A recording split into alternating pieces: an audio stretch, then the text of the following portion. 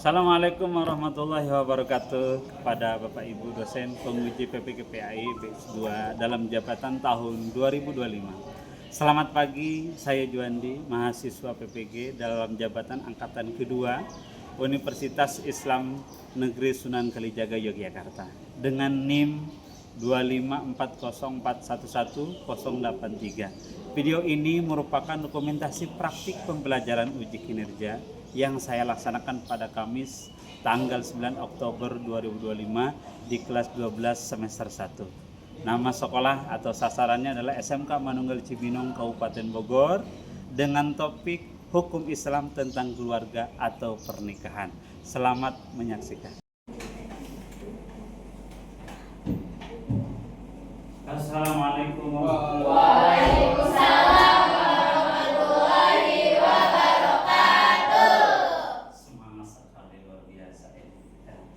Bagaimana kabarnya? Alhamdulillah kalau baik kabarnya ya.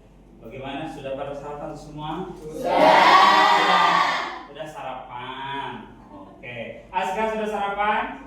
Sudah. Mega? Sudah sarapan. Nabila? Sudah sarapan ini? Sudah semua? Ini? Sudah. Ini? Oke. Kalau sudah sarapan berarti kan sudah semangat dong. Sudah niat untuk belajar. Oke, karena sudah sarapan, sebelum kita mulai, saya minta untuk berdiri terlebih dahulu. Silakan berdiri. Kita cek kerapihannya, ya. Silakan untuk dirapikan bajunya. Untuk laki-laki silakan masukkan bajunya. Perempuan juga sama dirapikan. Takutnya nanti ada yang nyeksol apa, ya. Silakan dirapikan kembali. Oke, kalau sudah rapi, silakan untuk duduk kembali. Ya, terima kasih karena kalian sudah rapi, sudah siap hari ini untuk menerima pembelajaran atau untuk menerima ilmu. Maka dari itu, mengawali daripada kegiatan kita hari ini, silakan untuk berdoa terlebih dahulu agar kegiatan kita berjalan dengan lancar. Untuk itu kepada ketua kelas, silakan berdoa terlebih dahulu, pimpin. Baiklah teman-teman semua, sebelum kita memulai pelajaran, alangkah baiknya kita berdoa terlebih dahulu. Berdoa dalam hati dimulai.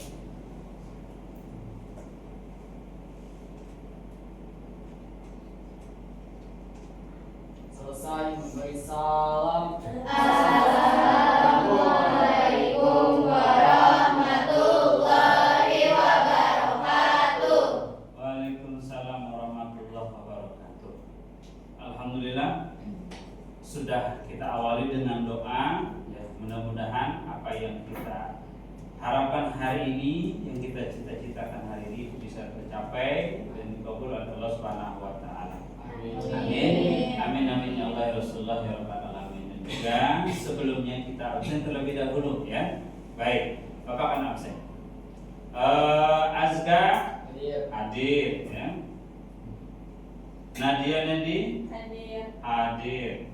Ya. Abdurrahman hadir.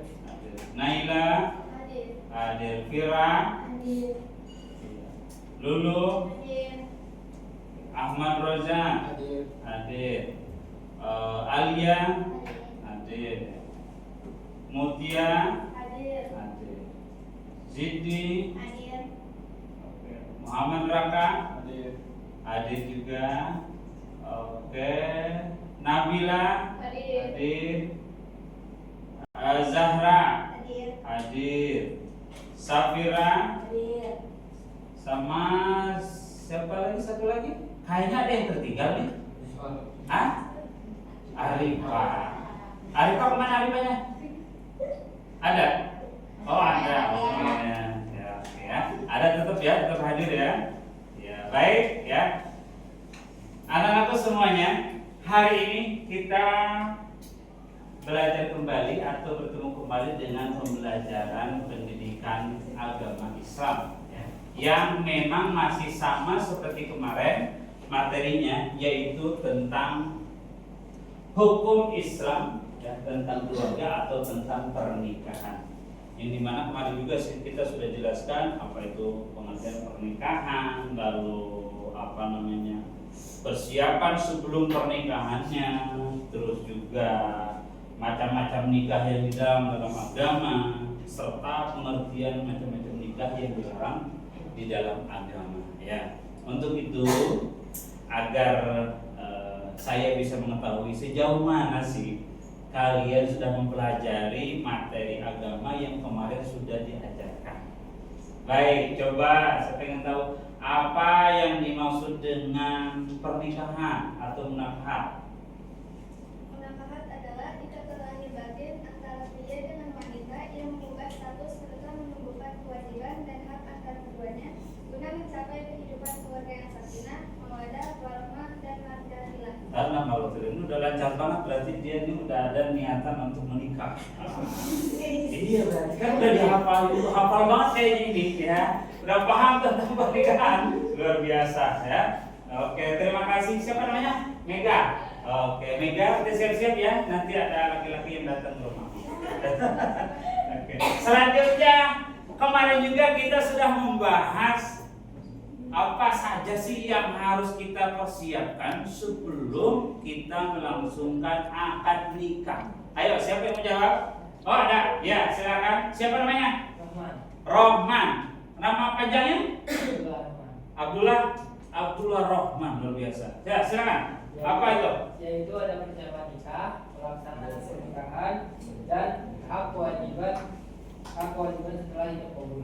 Hak kewajiban setelah ijab kabul. Ini luar biasa. Berarti inilah laki-laki yang harus dipilih. Kenapa? Karena dia sudah paham ada kewajiban dan haknya. Maka siapa saja yang memiliki dia beruntung. Karena dia sudah hafal hak dan kewajibannya. Ya, sudah ada calonnya? Ya? Sudah ada calonnya belum? Kayaknya udah deh, kayaknya sudah ada calonnya. Ya, baik ya. Terus juga kemarin kita sudah membahas tentang macam-macam pernikahan yang dilarang dalam agama. Ini yang nggak boleh dilakukan ini. Ya, pokoknya kita jangan sampai mendekati apalagi melaksanakan. Apa saja sih yang dilakukan atau yang dilarang di dalam agama pernikahan tersebut? Siapa yang mau jawab? Saya, Pak. Oke, silakan. Ada pernikahan semahram, Ah? pernikahan hijab, Iya. pernikahan tahlili, Oke. sama pernikahan mut'ah. Sama pernikahan berarti ada berapa? Ada 4. Ada 4 tadi. Pernikahan? semahram, Oke. pernikahan hijab, Iya. pernikahan tahlili, Iya. sama pernikahan mut'ah. Nah, ini anak-anak yang tidak boleh dilakukan oleh kita sebagai muslim. Karena apabila kalau kita melakukan yang sudah dilarang dalam agama seperti nikah yang tadi sudah disebutkan oleh umum, maka kita nanti akan mendapatkan mudaratnya dari apa yang kita lakukan. Nah, untuk kita lebih tahu dan juga lebih jelasnya, apa sih pengertian daripada macam-macam pernikahan yang dilarang dalam agama? Siapa yang jawab? Ada? Ada, ya silakan. Yang pertama ada pernikahan semahram, yaitu Iya. nikah saudara. Yang kedua ada pernikahan sigar, yaitu pernikahan silang. Dan yang ketiga adalah pernikahan tahlili, yaitu pernikahan setelah talak 3 namun ingin kembali bersatu setelah masa iddah habis. Dan yang keempat ada pernikahan terakhir, yaitu ada pernikahan mut'ah, yaitu nikah kontrak. Oke ya. Baik ya. Anak-anakku semuanya perlu kita tahu lagi bahwa ada nikah disebut dengan namanya nikah semahram. Nikah semahram itu adalah nikah yang sedarah. Artinya tidak boleh dalam hubungan darah itu terjadi pernikahan karena nanti akan ada dampak negatif daripada keluarga kita. Bukan hanya saja masalah yang timbul di keluarga, akan tetapi nanti dampaknya kepada anak keturunannya. Biasanya nih, makanya kenapa agama melarang itu karena ada mudaratnya kepada kita.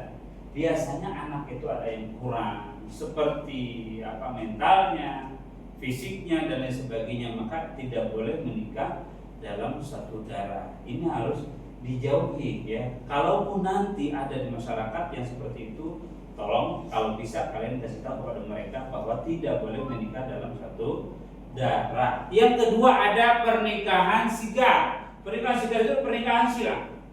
Dia mana pernikahan silang itu adalah yang menikahkan kedua-duanya nih dengan sama satu keluarga. Si A dengan si B punya anak dua. Nah, pertama dia punya laki-laki. Ini perempuan kedua. Yang si B juga sama punya laki-laki dan juga perempuan. Nah, ini mereka dua-duanya disilang nikahnya. Nah, yang perempuan dengan anak pertama laki-laki, begitupun juga yang selanjutnya, yang keduanya disilang, tapi dalam dua keluarga, tidak lebih daripada keluarga itu. Maka itu tidak boleh, karena nanti akan menimbulkan permasalahan-permasalahan yang ada di dalam keluarga tersebut. Dan yang terakhir itu ada yang ketiga ada nikah tadi apa? Tahlili. Ya, nikah tahlili. Nikah tahlil itu adalah nikah yang sudah habis talak sampai dengan talak 3. Namun dia ingin kembali lagi nih. Ingin kumpul lagi. Tapi kan tidak boleh, harus habis iddah, ya. Maka dia nunggu 40 hari sehingga dia menikah lagi tanpa menikah terlebih dahulu. Maka itu tidak boleh, itu dilarang dalam agama. Bagaimana yang baik? Dia sudah bercerai, lalu nanti dia menikah dengan orang lain. Nah, lalu dia bercerai lagi, maka dia boleh menikah dengan istri yang pertamanya. Ini yang disebut dengan namanya nikah tahlili. Nah, sekarang ada yang terakhir nikah mut. Nikah mut itu adalah nikah kontrak yang tidak boleh dilakukan, artinya dengan batas waktu, ya 3 bulan, 4 bulan. Maka itu tidak boleh dalam agama, karena itu menyalahi aturan tanggung jawab dan hak sebagai masing-masing individu antara istri dengan suami. Baik, anak-anakku semuanya, setelah kita sudah pahami materi-materi yang kemarin, kita masuk kepada materi yang sekarang, ya.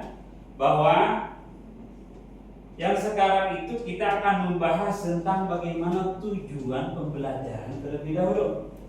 Pertama, siswa itu harus menganalisis, mengevaluasi ketentuan-ketentuan pernikahan dalam Islam. Yang pertama ada tujuan pernikahan, ada hukum pernikahan, ada rukun pernikahan, ada syarat pernikahan, serta ada hikmah pernikahan. Dan yang keduanya menyajikan simulasi atau skema pelaksanaan pernikahan sesuai syariat Islam. Nanti kalian akan dibagi kelompok untuk mencari dan menganalisis apa sih tujuan pernikahan, hukum, rukun, syarat, dan hikmahnya. Setelah itu nanti akan kalian presentasikan. Baru nanti kita akan bahas bersama, ya. Selanjutnya ada membentuk sikap tanggung jawab, kemandirian, dan kesiapan mental dalam membangun keluarga. Ini tentunya nanti harus ada kegiatan kita praktek langsung. Maka dari itu, ya, silakan bagi kelompok ini semuanya dibuat 4 kelompok, ya. Silakan dibentuk kelompoknya. Ya, silakan dibentuk kelompoknya, ya. Oke.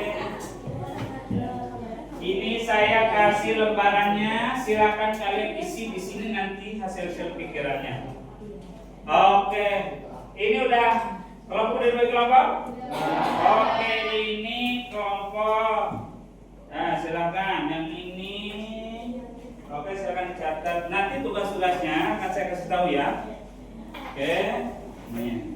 Perhatikan dulu, ya. Ini kelompok 1, kelompok 2, kelompok 3, dan kelompok 4. Tugasnya kelompok 1 mencari apa sih tujuan pernikahan. Oke, silakan dicatat. Yang kelompok 2, silakan kalian nanti cari tentang hukum pernikahan. Kelompok 3, silakan kalian cari tentang rukun atau syarat pernikahan. Dan kelompok 4, silakan kalian cari ayat yang menjelaskan tentang pernikahan tersebut, ya. Oke, bisa dipahami? Bisa. Kalau sudah bisa dipahami, silakan dikerjakan. Saya kasih waktu 10 menit. Silakan. Oke.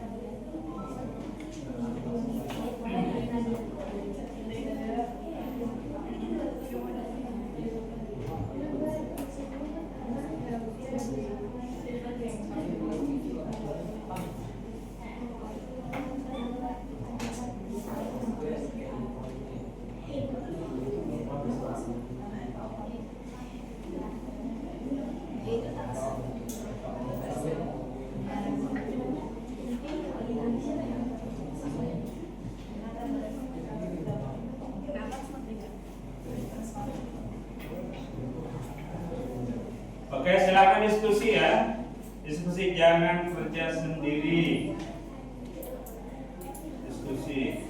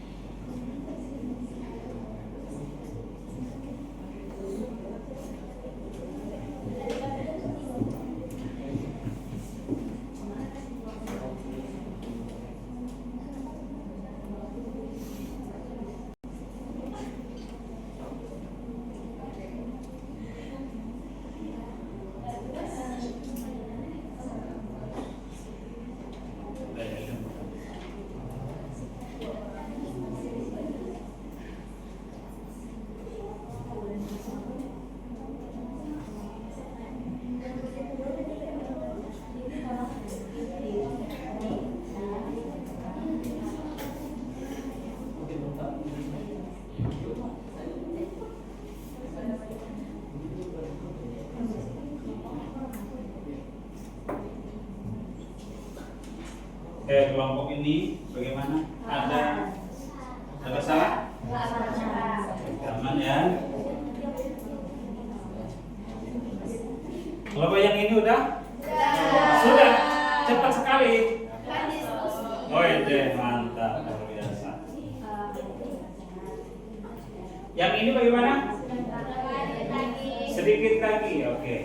Tunggu ya. Ini bagaimana? Sebentar lagi, baik.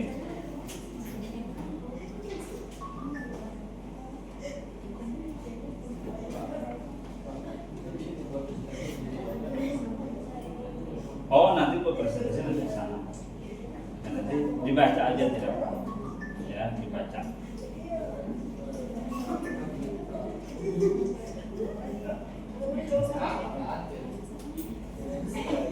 Ini nanti presentasi di sini ya, di depan, oke? Jadi nanti dibaca, iya dong. Iya. Semuanya aja. Siapa lewat situ?